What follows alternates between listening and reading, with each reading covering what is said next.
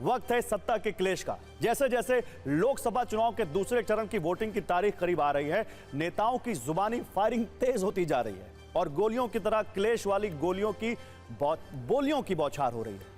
इस पर हमने सत्ता के क्लेश के 3 धमाकेदार राउंड तैयार किए हैं, जिसमें 5 चेहरे हैं, आरोप हैं और आरोपों के करारे जवाब हैं। एक तरफ पीएम मोदी के मुस्लिम मंगलसूत्र वाले तंज हैं, तो दूसरी तरफ कांग्रेस की ओर से प्रियंका गांधी के मां मंगलसूत्र और कुर्बानी वाले शब्द हैं। मतलब मंगलसूत्र वाला महासंग्राम हर रोज नेक्स्ट लेवल पर जा रहा है। अगले राउंड में एक तरफ बहकी बहकी बातें पिछले 2 दिनों में अब यह शुरू हुआ है कि कांग्रेस पार्टी चाहती है कि आपके मंगलसूत्र और आपका सोना आपसे छीन ले। 70 सालों से यह देश स्वतंत्र है, 55 सालों के लिए कांग्रेस की सरकार रही है। किसी ने आपसे सोना छीना, आपके मंगलसूत्र छीने। इंदिरा गांधी ने अपना सोना, जब जंग हुई थी, अपना सोना देश को दिया। मेरी मां का मंगलसूत्र इस देश को कुर्बान हुआ है। और अगर मोदी जी मंगलसूत्र का महत्व समझते तो वो ऐसी अनैतिक बातें नहीं करते। कांग्रेस के लिए मुद्दा क्या है? ये लोग कहते हैं मोदी का सिर तोड़ देंगे। इतना ही नहीं, यहां ऐसे ऐसे लोग भरे हैं जो मेरी स्वर्गवासी माता को गाली देते हैं। यही लोग हैं जो देश भर में घूम घूम कर मोदी समाज को, साहू समाज को गाली देते हैं और अदालत में बड़े गर्व के साथ हुंकार करते हैं। अदालत सजा तक दे देती है। अगले राउंड में एक तरफ पीएम मोदी हैं तो दूसरी तरफ असदुद्दीन ओवैसी हैं, जो पीएम मोदी के दलित की संपत्ति छीनकर मुस्लिमों को बांटने वाले आरोपों से तिलमिलाए हुए हैं।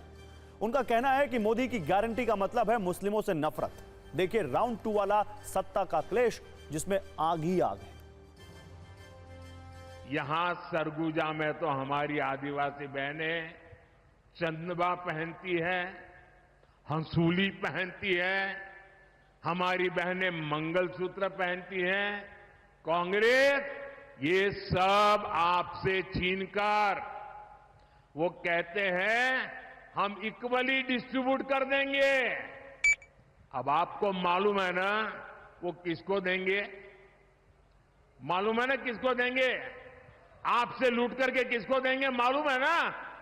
मुझे कहने की जरूरत है क्या? मोदी की एक ही गारंटी मुसलमानों से नफरत की गारंटी है। वो 2002 से सिर्फ नफरत के मुजाहरे कर रहे हैं और 17 करोड़ देश की आबादी है मुसलमानों की, सबसे बड़ी अल्पसंख्यक समाज है। वो देश के 140 करोड़ जनता के प्रधानमंत्री हैं, सिर्फ मुसलमानों के नहीं है क्या? उनको इस तरह से रुसवा करना, उस तरह से उनसे नफरत करना, और अगर कल कुछ देश में दंगा हो जाए, उस जिम्मेदारी नरेंद्र मोदी की होगी। आपको बताते हैं, दलित संपत्ति मुस्लिम वाले संग्राम में विरासत टैक्स वाला ट्विस्ट अब कैसे आया और कैसे ये लड़ाई एक कदम आगे बढ़ गई। दरअसल इंडियन ओवरसीज कांग्रेस के चेयरमैन सैम पित्रोदा ने कहा कि अमेरिका में विरासत टैक्स लगता है, भारत में भी इस मुद्दे पर चर्चा करनी होगी। आप पहले सैम पित्रोदा का बयान सुनिए और उसके बाद सत्ता के क्लेश का अगला राउंड आपको दिखाएंगे। I tell you, in America, there is an inheritance tax. So if, let's say, one has $100 million worth of wealth, and when he dies, he can only transfer probably 45% to his children. 55% is grabbed by government. Now that's an interesting law. It says, you in your generation made wealth, you are leaving now, you must leave your wealth for public. Not all of it, half of it. Which to me sounds fair. In India you don't have that. If somebody is worth 10 billion and he dies, his children get 10 billion.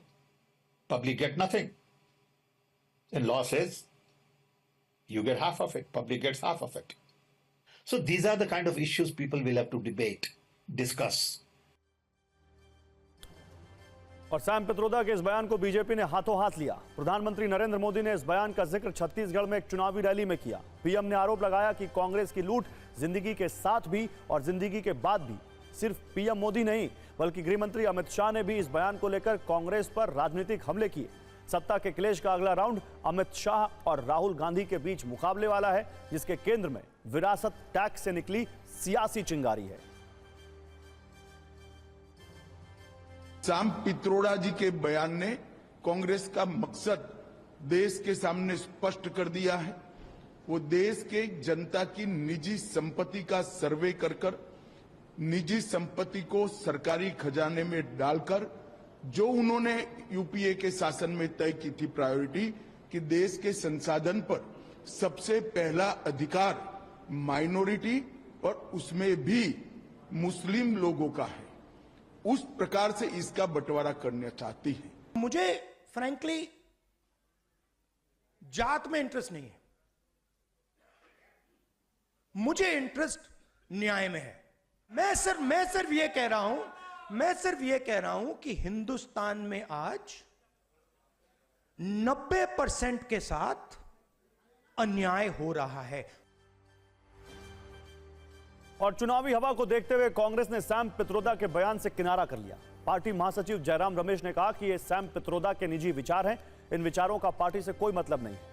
इस मुद्दे पर BJP की आक्रामक राजनीति और विवाद को बढ़ता देखकर सैम पित्रोदा ने सफाई दी और कहा कि यह बहुत दुर्भाग्यपूर्ण है कि उनके बयान को तोड़ मरोड़ कर पेश किया गया। हालांकि इस मुद्दे पर बीजेपी की फायरिंग जारी है।